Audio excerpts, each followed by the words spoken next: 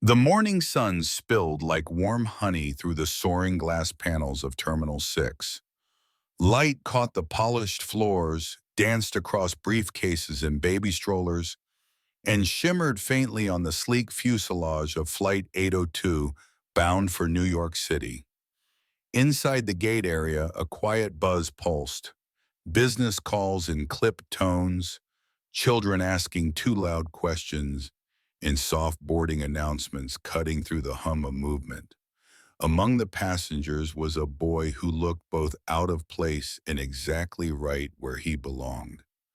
Julian Bennett stood at the gate's edge, holding a tablet in one hand and a plush stuffed bear, worn with one eye slightly loose, in the other. His coat was neat, his shoes polished, and his manners impeccable, as his parents had raised him to be. He was 10, precocious, observant, and unusually self-aware for his age. And today was no ordinary day. This was the first time he would fly alone. His father, Richard Bennett, had walked him to the terminal before handing him off to the gate agent. There was something symbolic about that moment. Julian wasn't just taking a flight. He was stepping into a chapter of independence, and not on any airline. This was Empire Skies, the very airline his father had built from the ground up, one of the most respected carriers in the country. Julian didn't like to tell people that. He wasn't boastful, but he knew who he was and what he was entitled to. From quiet conversations behind closed doors and the way some adults looked at him, he also knew that being young, black, and flying alone in first class often invited questions no child should have to answer. Still, his father had said gently that morning, "If anything feels wrong, use the tablet. I'll be listening." Julian nodded and smiled. He had memorized his seat, 1A, first class, window side. The boarding agent smiled at him, scanned his ticket, and he stepped onto the jet bridge, feeling a thrill rise in his chest. The cabin smelled faintly of citrus and leather. Cream-colored seats gleamed under soft lighting. Passengers were still settling in. Julian walked confidently to his assigned seat, placed his bag neatly beneath his seat, buckled in, and tucked Ollie the bear into the crook of his elbow. He didn't expect anyone to make a scene, but then again, Julian had learned not to expect kindness from everyone. It happened quickly, so quickly it took the air out of the moment. Clara Whitmore, the flight's lead attendant, moved briskly down the aisle with the crisp efficiency of someone who had done this job for over a decade. She was poised, precise, and above all, proud of her ability to maintain what she called order in the premium cabin. Her eyes narrowed when she saw Julian. She stopped, froze, then tilted her head, lips tightening ever so slightly. "Excuse me," she said coolly, folding her arms. "Where is your guardian?" Julian blinked, startled. "I'm traveling alone today, ma'am. I have—" "That's impossible," she interrupted, her tone shifting from inquiry to suspicion. "This seat is for first-class passengers." He swallowed hard. "Yes, ma'am. My father booked it. My name is Julian Bennett. Seat 1A. Her gaze flicked down to his stuffed animal, then back up, sharp and unkind. "No," she said flatly. "I'm sure there's been a mistake. Children like you don't just sit in 1A alone. Do you understand what I'm saying?" The words hung in the air, words that seemed to have nothing and everything to do with a boarding pass. Julian's fingers tightened around Ollie's plush paw. A couple across the aisle looked up, then quickly looked away. "I have my ticket," he said softly, reaching into his pocket. But Clara wasn't interested in evidence. Instead, she stepped forward and placed a firm hand on his arm, startling him. "You need to move until this is sorted." I'm supposed to be here, he stammered. Please. Her grip tightened.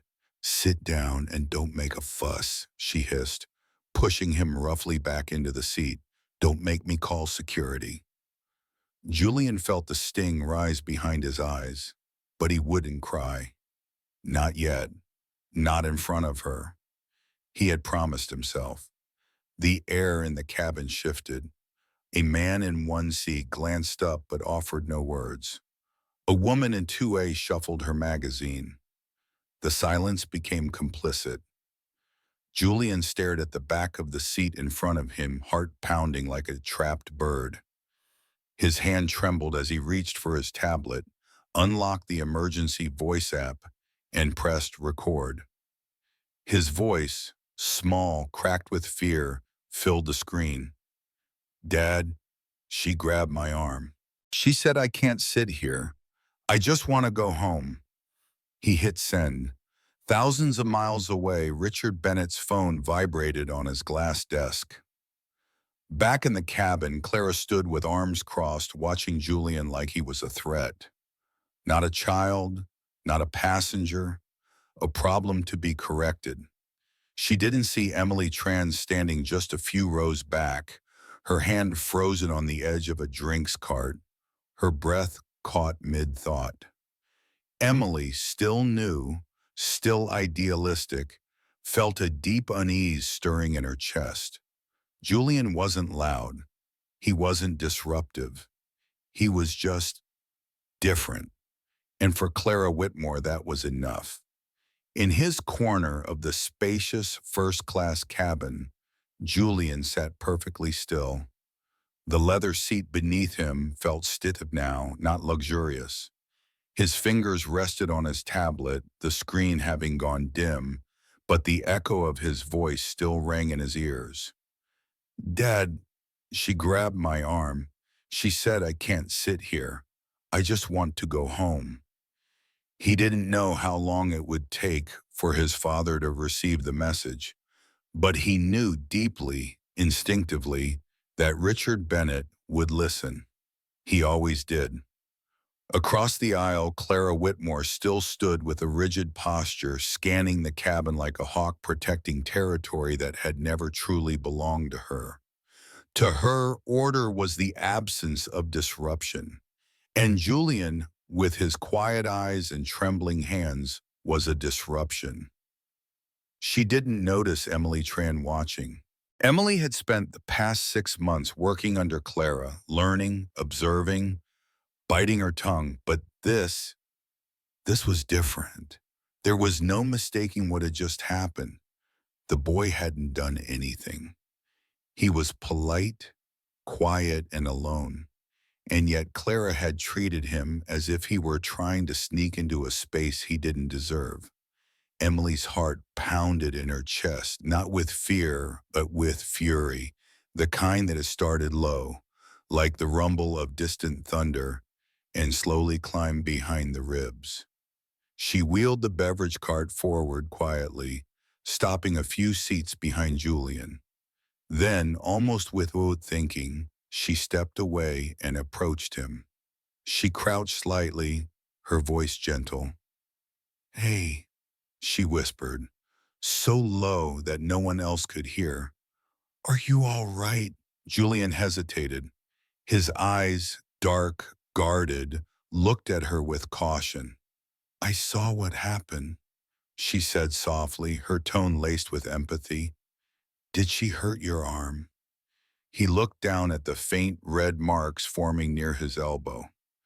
After a long pause, he gave a small, shaky nod. Emily swallowed hard.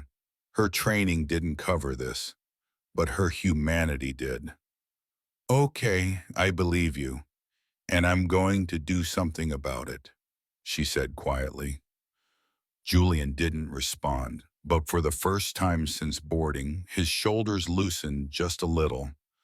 Clara, sipping her coffee near the galley, noticed Emily's movement and narrowed her eyes. She strode forward with clipped steps. Emily, she snapped, that's not your responsibility. Emily turned slowly. He's a passenger. He's a child creating a scene. He's 10 years old, Emily replied, her voice steady and scared. Clara scoffed. Then he shouldn't be flying alone in first class. Emily's voice tightened. Why not? Clara's eyes flared. Because it's not appropriate. We have high-paying travelers who expect peace, not noise or confusion. There it was, not just prejudice, but pride wrapped in policy. Emily opened her mouth to say more, but then the intercom buzzed. A call from the cockpit. Lead attendant, please report to the flight deck immediately. Clara raised an eyebrow. Probably just the captain confirming our rotation. But something in her tone had shifted. She smoothed her uniform as she walked, unaware that behind her, everything was already changing. Up front, Captain James Holloway stood like a statue, arms crossed, eyes unreadable. Beside him stood co-pilot Flynn, avoiding eye contact. Between them was a small tablet playing back an audio message. Julian's voice. Dad, she grabbed my arm. She said I can't sit here. Clara froze in the doorway. Captain? She asked, a hint of irritation slipping in. James Holloway didn't speak immediately. Instead, he tapped the screen once more, letting the voice replay, this time louder. I just want to go home. A silence fell so deep even the hum of the engine seemed to pause. That boy, Holloway said at last, is Julian Bennett. Clara blinked. Who? Son of Richard Bennett, Flynn added, clearing his throat. As in CEO of Empire Skies. All color drained from Clara's face. Back in the cabin, Julian watched the curtain leading to the cockpit sway faintly. He didn't know what was happening behind it, but something had shifted. Passengers were beginning to stir. Some who had ignored the earlier confrontation now glanced his way. A few whispered. A woman leaned into her husband's shoulder, murmuring, Do you think something's wrong? Emily returned to her station, but kept her eyes on the front. Her hands trembled slightly as she poured orange juice into a plastic cup. She didn't know what was coming, but she prayed justice would. Clara emerged minutes later, her smile forced, her step unnaturally measured. She avoided eye contact, walked past Julian without a word, and returned to the galley. Her hands shook. For the first time in years, she didn't feel in control. And far above the clouds, control was everything. The temperature in the first-class cabin hadn't changed, but the air felt different. It was still, suspended, like the calm before a storm. Julian sat upright in seat 1A, fingers tracing the frayed seam on Ollie's paw. His eyes, though calm, flicked toward the curtain that separated the cockpit from the rest of the plane. It had closed quietly a few minutes ago, but to Julian, it might as well have been a wall of iron. Behind that curtain, something was unfolding, and he knew his father was already at the center of it. The message had gone through. He had felt it, deep in his chest, the way a child feels the vibration of thunder before hearing the sound. At the front of the plane, Clara Whitmore stood frozen in the galley. She had just come out of the cockpit, her lips pressed together in a rigid line, her composure cracking like glass under pressure. Her hand trembled as she reached for her service tablet, but her mind wasn't on beverage rotations anymore. Julian Bennett, it echoed through her skull like an alarm. Richard Bennett's son. She had made a mistake. No, something worse than a mistake. An assumption, a judgment, a snap decision wrapped in decades of unexamined bias. And now the consequences were catching up faster than turbulence in clear skies. Meanwhile, Emily Tran stood halfway down the aisle, barely breathing. She had caught a glimpse of Clara's face when she exited the cockpit. It wasn't just a surprise, it was fear, the quiet kind, the kind that doesn't scream, it sinks. Emily moved down the aisle slowly, checking seatbelts, offering napkins, doing everything by the book. But her eyes kept drifting to Julian. He hadn't moved. Not much. Just sat there composed, holding Ollie like a shield of softness against the cold air of disbelief. Emily approached carefully. "Julian," she said gently, kneeling beside him. He looked at her, not guarded this time, just tired. "I know you've had a hard morning," she said, "but I wanted to check. Is your arm okay?" He looked down at the faint red imprint. "It doesn't hurt anymore." Emily nodded. "Do you want me to bring you anything? Water? Juice?" Julian hesitated, then, "Apple juice, please, if it's not too much." "It's never too much," she said quietly, placing a warm hand on the edge of his seat. "Not for you." As Emily walked back to the galley, Clara's voice cut through the quiet. "What do you think you're doing?" she hissed. Emily turned slowly. "Serving a passenger." Clara's eyes narrowed. "You're being watched." Emily didn't flinch. "So are you." That shut Clara up, if only for a moment. She turned back to her tablet, tapping mindlessly, trying to focus on passenger counts and coffee refills. But the screen blurred. Her thoughts wouldn't hold still. She had treated Julian like an imposter, an inconvenience, an error in the system that needed correcting. Now that error was the heir to the empire, and the empire was watching. In a private office on the 43rd floor of Empire Sky's headquarters, Richard Bennett stood in silence. His jaw clenched. The audio clip from Julian still played in his mind, every syllable etched like fire into his chest. "She said I don't belong here." Those 6 words were enough. He tapped the intercom. Nathan, his assistant, entered instantly. "Yes, sir?" "I want flight 802 monitored, real time. Get me full cabin footage from the moment Julian boarded." "Yes, sir." "And get Captain Holloway on a direct channel now." Nathan nodded, fingers flying across his tablet. He knew better than to ask questions. When Richard Bennett spoke like this, something was about to change. Back on board, Captain Holloway's voice crackled softly over the intercom. "Ladies and gentlemen, this is your captain speaking. We are currently cruising at 36,000 feet. The estimated time of arrival in New York is 2 hours and 30 minutes. Please remain seated with your seatbelts fastened. Thank you." It was routine, but the tone wasn't. Passengers heard the steel beneath the politeness, and those who had seen Clara's earlier confrontation with Julian began to shift in their seats, uncomfortable now, realizing they might have witnessed something more serious than a simple misunderstanding. The silence was no longer safe. Clara stepped into the forward lavatory, locked the door behind her, and pressed both palms against the counter. She stared at herself in the mirror. For the first time in her 12-year career, she didn't recognize the woman staring back. Not the uniform, not the icy poise, just a shadow. "You don't belong here."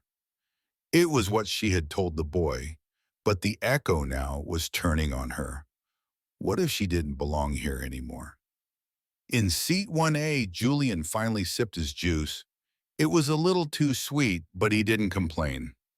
Ollie sat tucked beside him, and Emily had returned once to offer a small blanket, which he gratefully accepted. Still, his eyes remained on the curtain. Because Julian knew what most adults on this plane didn't. Power doesn't always speak loudly. Sometimes it moves quietly through corridors. Sometimes it waits, poised, listening, planning. And sometimes it arrives with a simple, quiet question. Why did you think I didn't belong? Inside the narrow confines of the lavatory, Clara Whitmore gripped the edge of the sink with knuckles white as bone. Her breath came short, shallow, like she couldn't fill her lungs in a space she had used 100 times before. But this time she didn't see her reflection. She saw his eyes, Julian Bennett, 10 years old, brown-skinned, quiet, and dangerously powerful. She splashed cold water on her face, trying to break the spell. You've handled worse, she told herself. Unruly passengers, delayed flights, executive audits, angry CEOs. But this wasn't just any angry CEO. It was Richard Bennett. And she hadn't just made a mistake with HR.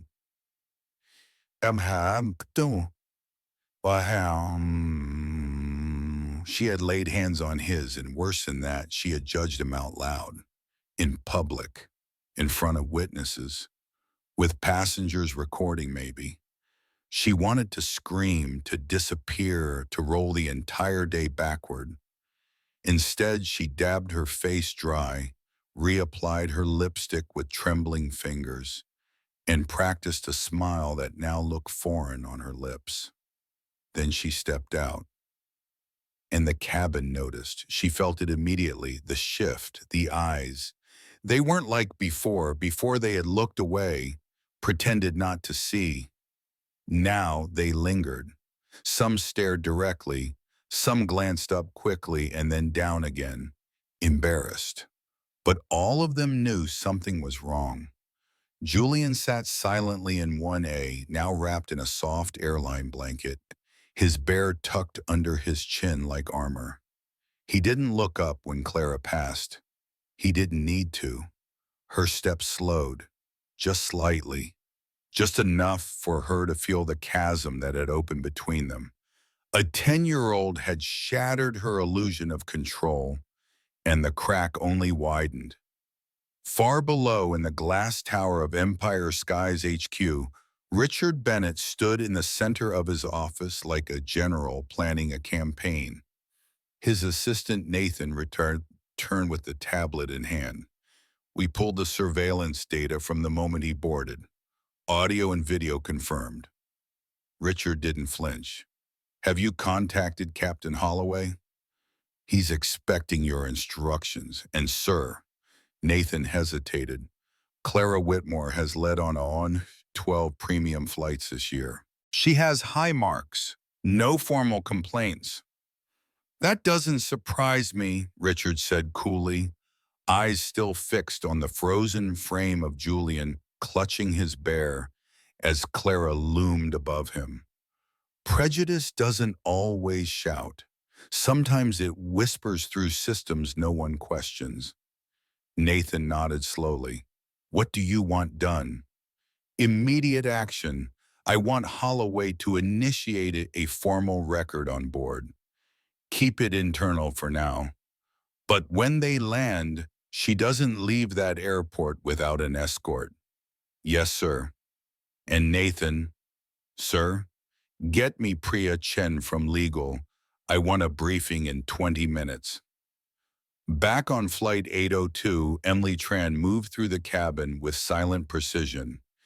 She had seen Clara's return, had caught the subtle change in her gait, the forced expression. Emily didn't feel triumphant. She felt the weight of something bigger beginning to move. She approached Julian again. Feeling better? She asked quietly.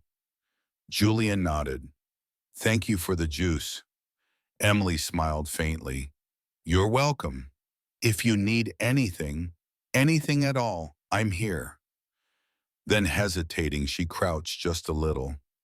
You were very brave, she said softly. Julian didn't respond, but his eyes lifted, just for a second. And in that second, Emily saw what Clara had failed to see, not a boy out of place, but a child who had learned too early how to hold his dignity through silence. Meanwhile, in the front cabin, Captain Holloway received the encrypted message from HQ. He read it once, then again. Then he folded it and slipped it into the side of his logbook. The instruction was simple, but it said everything. Upon landing, Clara Whitmore is to be escorted from the aircraft by security. Do not inform her until final descent. He closed the cockpit door behind him and returned to the flight deck. Outside, clouds slid past like soft paper across glass. Inside, justice had taken flight and was descending fast. Back in seat 1A, Julian rested his head against the window. He didn't need to know the details. He knew how systems worked. He'd seen them his whole life, and he had learned the hard way that sometimes the world had to be shaken before anyone listened. The cabin buzzed with nervous energy. Passengers whispered. Some typed furiously into phones, writing about the moment they witnessed something shift. Others just sat quietly, watching him now, not with curiosity, but with guilt. Julian didn't want their guilt. He just wanted the truth to land. And in the galley, Clara Whitmore clutched her service tablet, trying to look busy, but her hands wouldn't stop shaking. Her reflection was no longer in the mirror.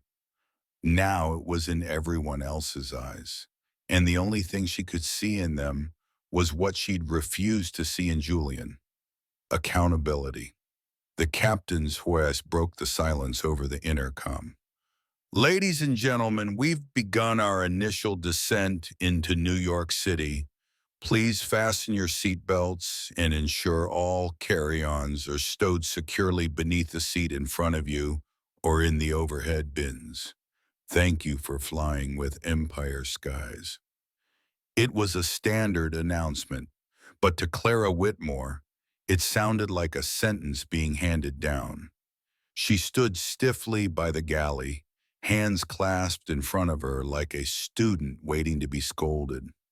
Her breathing was shallow, and no amount of straightening her uniform seemed to undo the tension crawling beneath her skin. Something was coming, and it wasn't turbulence. Julian Bennett, still seated quietly in 1A, fastened his seatbelt without being told. He had already folded his blanket neatly and placed Ollie the bear back into the side pouch of his backpack.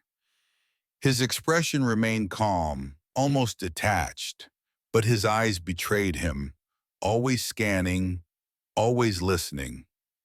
He knew something Clara didn't. The storm hadn't passed. It had just taken form. At the far end of the cabin, Emily Tran felt her stomach turn.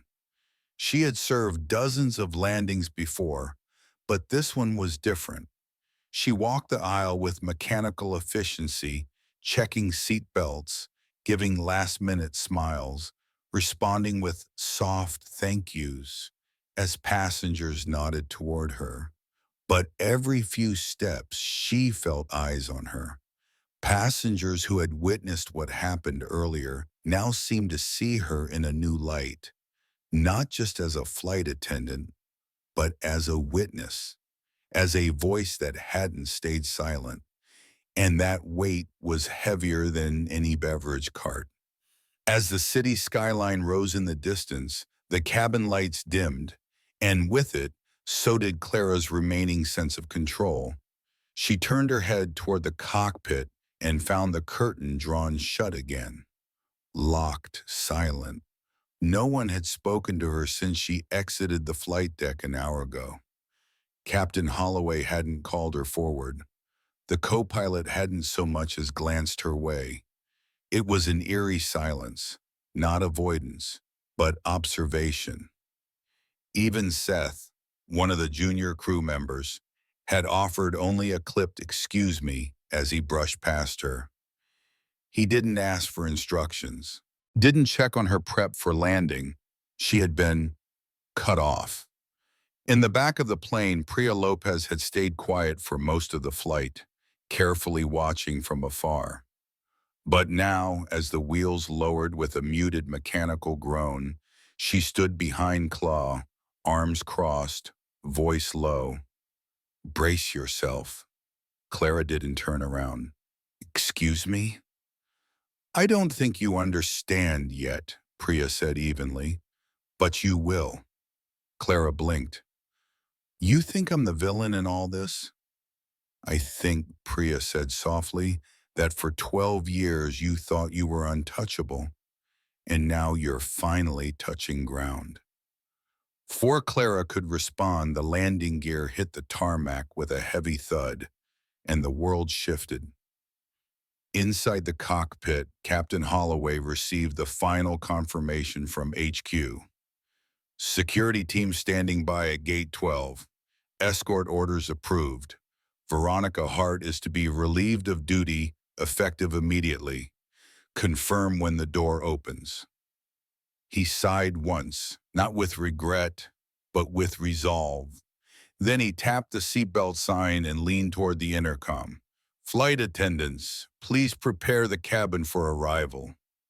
Julian stayed seated as the plane rolled to a stop, waiting for the cabin doors to unlock. Passengers around him began whispering again, eyes flitting between him and the galley. Many had heard the story by now, pieced together from overheard fragments, exchanged glances, the strange energy that had haunted the cabin since takeoff.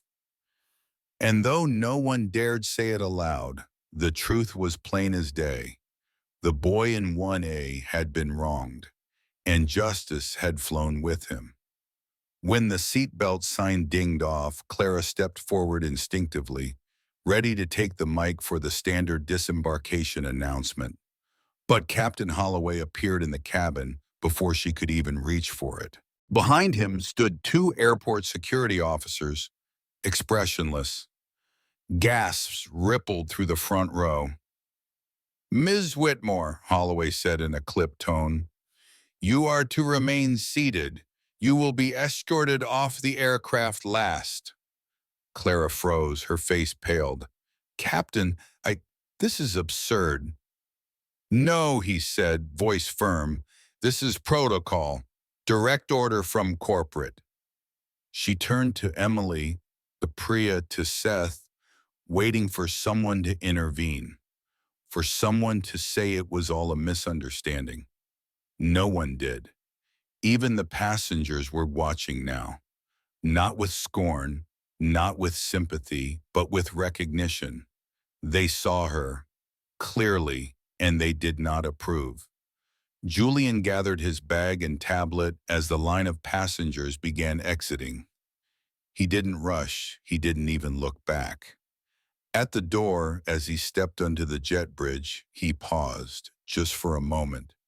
He turned slightly, just enough for Clara to see him, and he said clearly, not loudly, but with a voice sharpened by truth, "Now you know what it feels like, to be told you don't belong." Then he walked away.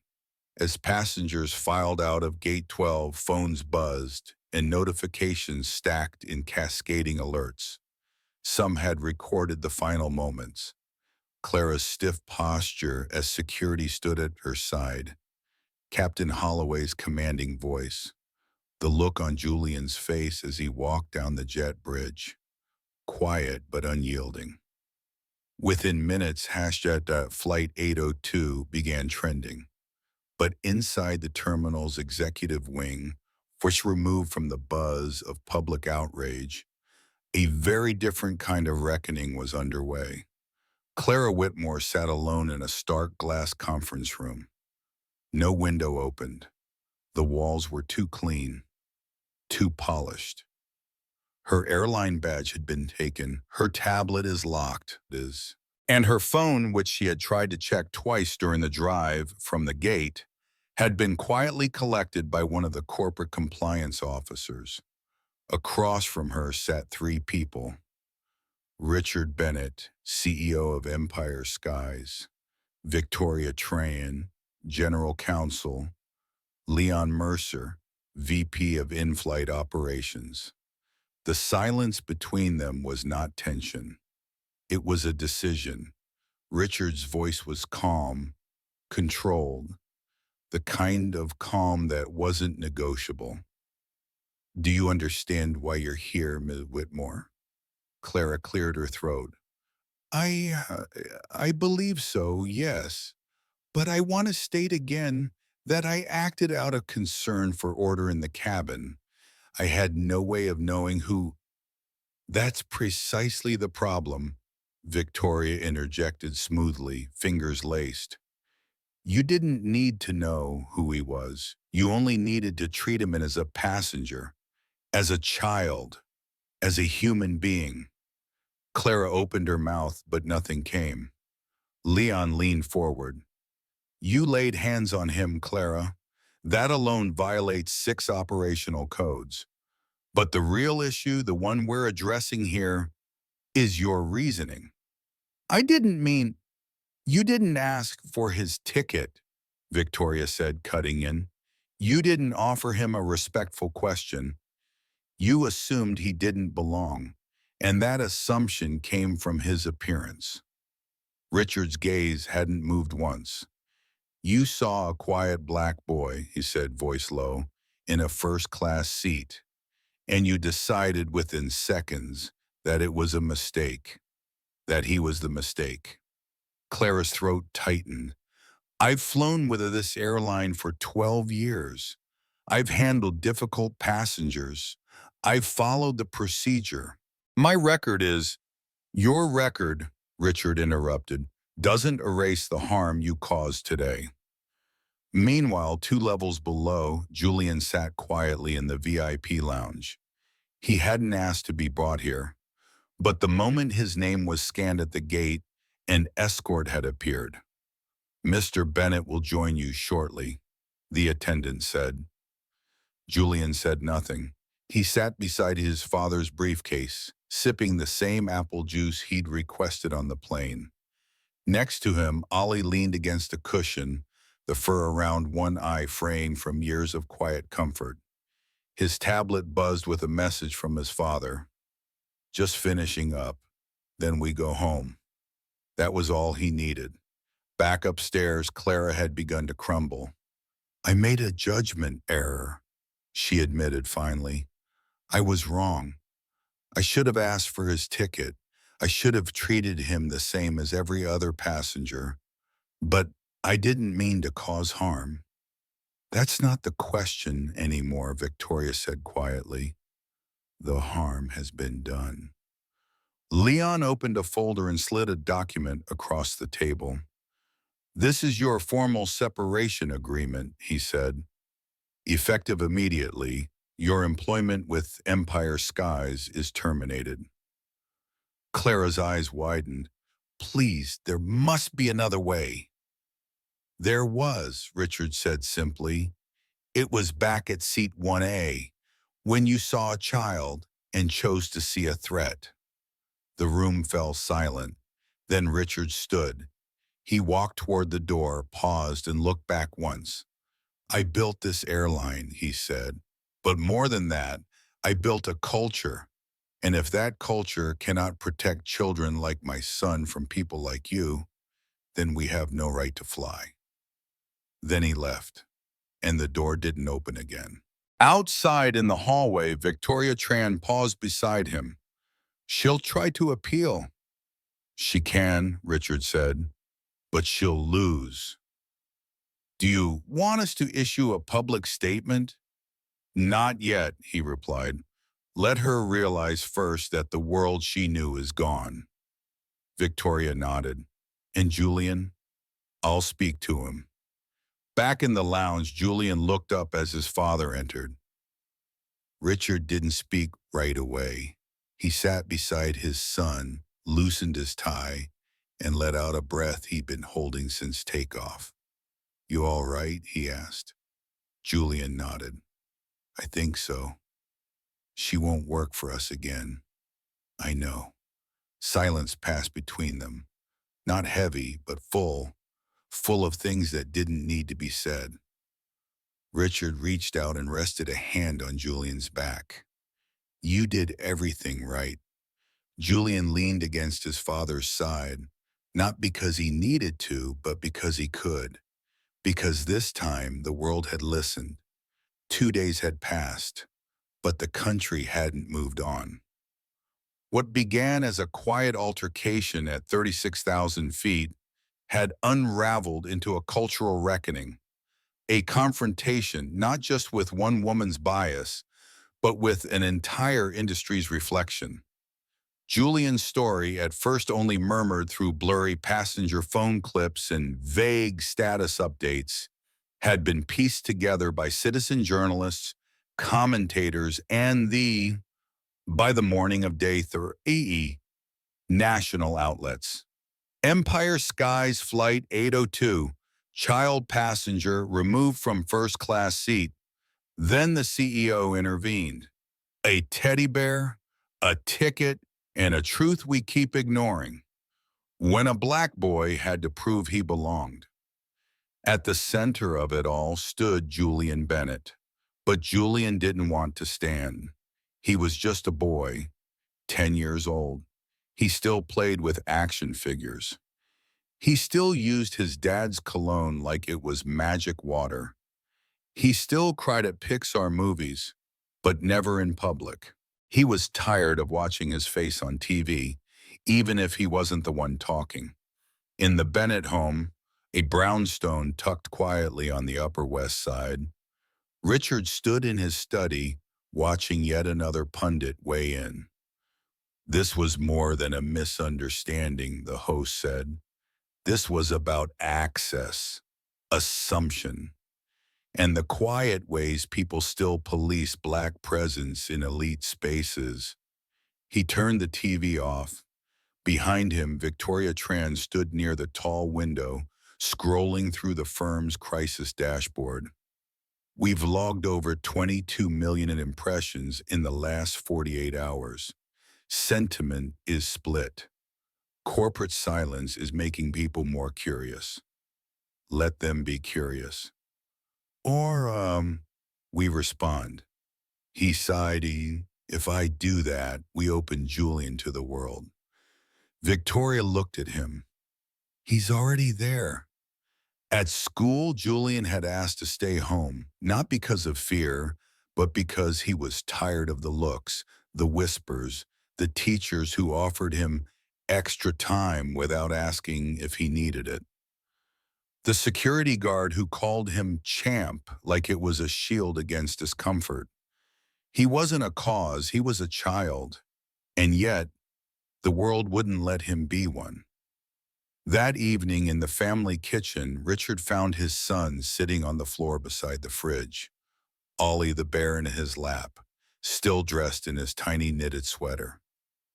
Hey, Richard said softly. Julian didn't look up. Is she gone forever? Yes. Will they ever let her back? No. Julian nodded. Good. A long pause, then, Dad? Yes? Are you going to tell everyone why it happened? Richard leaned down and sat beside him, knees popping under the tile. I don't want you to have to keep reliving it, he said. I don't want to make you a symbol. I just want you to be you. Julian blinked. But it did happen. I know. So maybe it's not about me. Richard turned. What do you mean? Julian looked up finally, his voice small but steady. Maybe it's about the next kid. The next morning, Empire Skies held an emergency board meeting. The media firestorm was no longer containable. Major advertisers were asking questions. Activist shareholders were requesting an equity audit. And most critically, a group of parents, led by prominent black executives and academics, had penned an open letter demanding answers. In the conference room, Victoria Tran pulled up a slide titled, The Path Forward, From Incident to Initiative. She didn't raise her voice. She didn't need to. We can deny, we can defer, or we can lead. Richard stood beside him. I've spent 2 decades building this company, he said, but my son shouldn't need my last name to Philadelphia 30,000 feet. There were no protests, only quiet heads nodding in realization. That afternoon, at precisely 2:00 p.m., Empire Skies issued a press release across all major platforms. We acknowledge, we act. Effective immediately, Empire Skies is launching the SCE-Me initiative, a comprehensive retraining program for all flight crews, gate agents, and managerial staff focused on implicit bias, accountability, and equity in service. A new executive council will be created, chaired by an independent oversight board, including educators, civil rights leaders, and youth advocates. And most significantly, the company will work directly with public schools and community programs to build trust and create pathways into aviation for underrepresented students. Because no child, the statement concluded, should have to prove they belong in a seat they already paid for. The response was swift and seismic. Julian's story, now anchored not just in injustice but in reform, became a touch point for hope. Parents across the country wrote letters. Educators used his experience as a lesson. And quietly, without asking for it, Julian Bennett became a name whispered not in pity, but in admiration. Later that week, as Richard walked his son to school for the first time since the flight, Julian tugged at his sleeve. Will people stop staring now? Richard smiled. Probably not. Julian made a face. Great. But, Richard added, they might start listening. Julian looked up at his father, thoughtful, and said simply, then let's give them something to listen to. The studio was colder than expected. Bright lights hummed overhead. Producers spoke in hushed tones behind the glass. The countdown began on the corner screen. 000207 00006. Julian sat next to his father on the navy blue couch, feet dangling just above the floor. He wore a pressed blazer, white sneakers, and the same quiet strength that had captivated a nation. In his lap, Ollie the bear rested silently, wearing a fresh bow tie.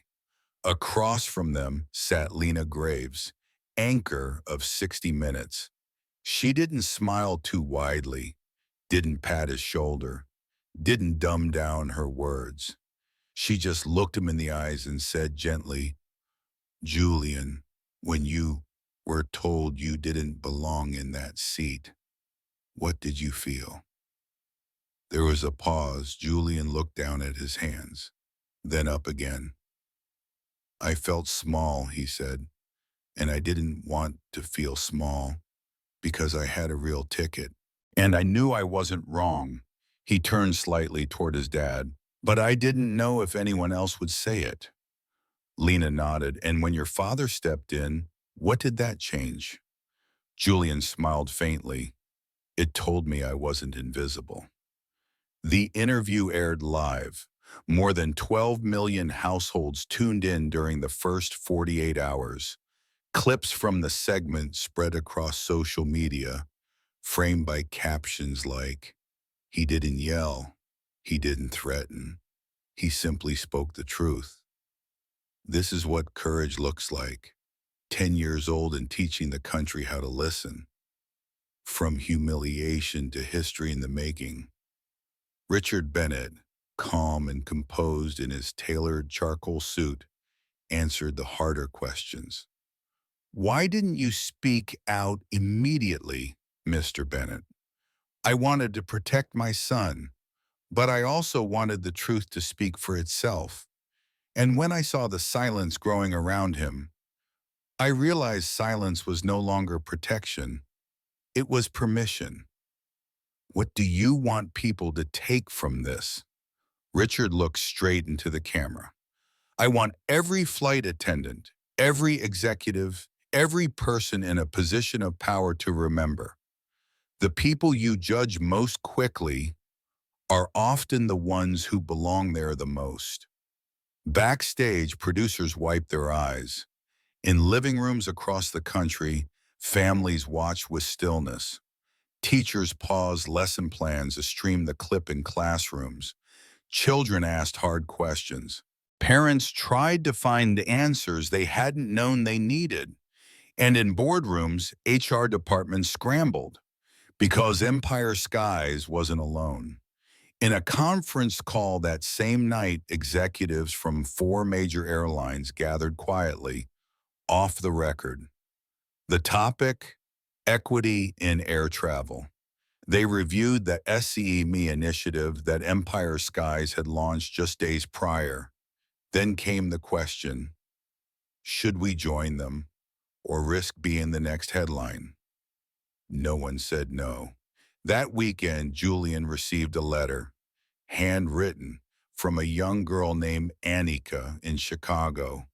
It read, I've never been on a plane, but when I do, I want to feel brave like you. Thank you for showing people that we belong anywhere we walk. P.S. My bear's named Leo. Julian read it 3 times, then folded it carefully and placed it inside Ollie's side pocket. That Sunday, Empire Skies hosted a private event at JFK International Airport. They didn't invite the media. They didn't live stream it. They simply opened Gate 1, the most historic gate in the terminal, and invited children from across New York's underserved neighborhoods to take their first ever tour inside a commercial cockpit. Julian was there, not as a symbol, but as a host. He shook hands. He showed the kids the pilot's seat. He even let one toddler press the intercom button, who then screamed into it gleefully. And when a nervous girl named Zariah hesitated on the jet bridge, Julian simply extended his hand and said, It's okay. You belong here. From a distance, Richard watched, hands in his pockets. Beside him stood Captain Holloway, out of uniform, eyes quiet with thought. I misjudged that boy at first, Holloway admitted. Thought he was just another kid afraid to fly. Richard smiled. He was, but he flew anyway. That night, as twilight fell across the city and the last families left the gate, Julian sat on a bench near the tarmac, watching the blinking lights of planes rising into the sky. Ollie sat beside him. Richard walked over and sat without a word. For a while, they just watched. Then Julian said softly, Dad, I don't want to be famous. Richard nodded. You won't have to be. But I do want them to remember. They will. And they sat there in silence, not because they had nothing more to say, but because for the first time in days the world had listened. It began, as most things now did, with a single ping, a message, no sender, no subject, just a file attached. Flight Training Module Internal v3.mp3. Victoria Tran opened it on her secure terminal inside the Empire Skies headquarters. At first, it sounded innocuous. Flight instructions, tone modulation, emergency script rehearsals. Then came the line. And remember, while all passengers should be treated with courtesy, first-class clientele expect refinement. Use discretion if a passenger appears out of place. It's often better to double-check seating early rather than risk disruption mid-flight. Victoria sat back in her chair, every muscle locking. Out of place. Those words, that phrase, cold and familiar. Just like what Clara Whitmore had said, only now it had been part of official training. She called Richard. Within 15 minutes, they were joined by Leon Mercer, HR Compliance Officer, Andrea Bell, and the new Equity Oversight Chair, Dr. Thomas Hall, a former civil rights investigator. I thought this was about one rogue employee, Hall said, arms folded. Victoria looked new. So did I. The board met that evening lay behind closed doors. Richard, usually composed, was visibly shaken. He played the clip 3 times. The room was silent. This wasn't just about Clara Whitmore anymore. This was systemic. And worse, it had been built into the very architecture of training. Leon shifted in his seat. This module was rolled out 4 years ago under the prior director of training. I'd like to believe it was unintentional bias, but we all heard it. Intentional or not, Richard said, voice sharp, we trained people to think like Clara. Victoria folded her hands. So the question becomes, what are we going to do now? Outside the building, reporters swarmed. The 60 Minutes clip was still trending, but now headlines had shifted. Empire Skies accused of coded racism in flight attendant training. Leaked audio suggests first-class passengers judged by appearance. See Me initiative not enough? Critics call for deeper reform. The honeymoon phase of reform was over. Now came the reckoning. Julian didn't fully understand what had happened, but he could feel it. At school, kids who had once offered quiet support were now asking questions with wide eyes. Did your dad know about the tape? Was that in every training? Is it true they told flight attendants to check if you look rich? Julian didn't answer. He didn't have to, because that night he sat across from his father at the kitchen table, the same table where he'd once built Lego spaceships and drawn Ollie in crayon. And for the first time since the flight, he looked tired. Was it always this way? He asked. Richard didn't respond immediately. He poured water into Julian's cup, sat down, took a deep breath. Not always, he said, but long enough. Later that week, Empire Skies held an emergency press conference. Richard Bennett stepped to the podium alone. He looked into the sea of cameras, then down at the statement in his hand. He folded it, didn't read it. Instead, he spoke. We failed, not just in action, but in design. We taught bees, softened eye language, but sharp in impact. We cannot undo what was taught, but we can dismantle what allowed it. Effective immediately, Empire Skies is suspending all existing training modules.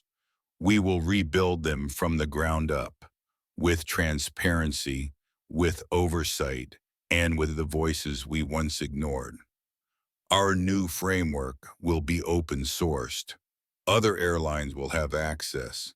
No competition, no branding, just responsibility. He paused, then added almost gently, the seat next to you is not a place of judgment. It is a place of journey. And if we can't guarantee dignity in that journey, we shouldn't be flying. The room was still. Then came a single clap, then another. Then the room erupted. That night, Julian asked to go for a walk, just him and his dad. They strolled down Riverside Park, leaves rustling in the spring air, lampposts throwing long shadows. I'm not mad, Julian said suddenly, about the tape. Richard looked down, surprised. I mean, Julian added, I wish it didn't exist. But now that it does, maybe people will believe us. Believe what? That this isn't about one person being mean. It's about how people learn to see each other. Richard stopped walking, kneeled, and looked his son in the eye. You're 10. And you already understand the truth better than most CEOs.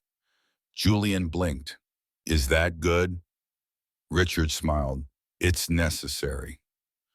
Elsewhere that night, Priya Lopez stood in front of a classroom full of trainees. She was no longer a junior flight attendant. Empire Skies had promoted her to Director of Dignity and Inclusion Training, a title she never asked for, but one she now wore with pride. She played the audio clip aloud. Let the silence land. Then she looked at her class and said, bias doesn't always shout. Sometimes it whispers. Sometimes it hides behind policy. And if you don't challenge it, you become it. 2 months later, a new sign was unveiled at Gate 21 of JFK International Airport. Simple. White letters against navy blue. The Julian Bennett Welcome Lounge. A place where every child belongs. The crowd was modest. Just a handful of Empire Skies executives, local students, flight attendants, and one small boy clutching a bear with a bow tie. Julian didn't give a speech. He didn't need to. Instead, he walked through the new children's access gate, low enough for little hands to touch, painted with murals of smiling faces of all colors, abilities, and sizes, and pressed a single button. The doors opened. A voice chimed, "Welcome aboard. We see you. We hear you. You belong here." Back at headquarters, the See Me initiative was no longer a pilot program. It had been adopted by 5 other airlines, 2 train lines, and a major hotel chain. Empire Skies had created a public training hub, accessible to all, with one goal: to train people not just how to serve, but how to see. And at the center of every new training module, one clip was always played. Julian on 60 Minutes looking Lena Graves in the eye saying, "I wasn't wrong, I just needed someone to say it out loud." Clara Whitmore never returned to aviation, but she did return to something else: perspective. 6 months after her dismissal, she enrolled in an intensive anti-bias education program, then reached out to Empire Skies with a request. I want to volunteer, not to reclaim what I lost, but to understand what I never saw. No one responded for weeks. Then one day a small envelope arrived at her door. Inside, a letter handwritten. No signature, just the words. When you're ready to listen, listen. Someone will be ready to speak. Meanwhile, Julian lived quietly. He still had homework, still played soccer on weekends, still spilled apple juice when he got excited. But something had changed, not in the way he saw the world, but in the way the world saw him. He no longer had to prove he belonged, because now the gate opened when he arrived. In a final interview aired 1 year later, Richard Bennett was asked, "Do you think your son changed the industry?" He smiled. "No," he said, "I think he reminded it how to change itself." Moral of the story. Sharon. Prejudice doesn't always arrive with cruelty. Sometimes it wears a name tag and smiles. Discrimination isn't always loud or hateful. Often it hides in assumptions, in training manuals, in just doing my job. True justice begins when we interrogate not just actions, but the quiet systems behind them, too. Children don't need to be protected from the truth. They need to be empowered by it. Julian didn't ask to be a symbol, but he stood in dignity when the moment called for it. His courage didn't shout, it persisted. It's a reminder that youth, when heard, can heal what adults have ignored for too long. 3, accountability is not punishment, it's a doorway to redemption. Veronica Whitmore's fall was not just a cautionary tale, it was the start of a larger awakening. Change does not come from erasing people, it comes from rebuilding them, if they are willing. 4. Justice isn't just about consequences, it's about culture. One policy won't fix a system, but one choice to speak up, to see fully, to train differently starts the ripple. And sometimes that ripple begins with the smallest voice in the room. 5. True leadership is the willingness to say, "We failed, let's do better." Richard Bennett's power wasn't in protecting his son, it was in surrendering his company's ego to the truth and choosing transformation over image. If you found this story moving and powerful, let it stay with you. Because sometimes the softest child with the smallest seat teaches an entire nation how to rise.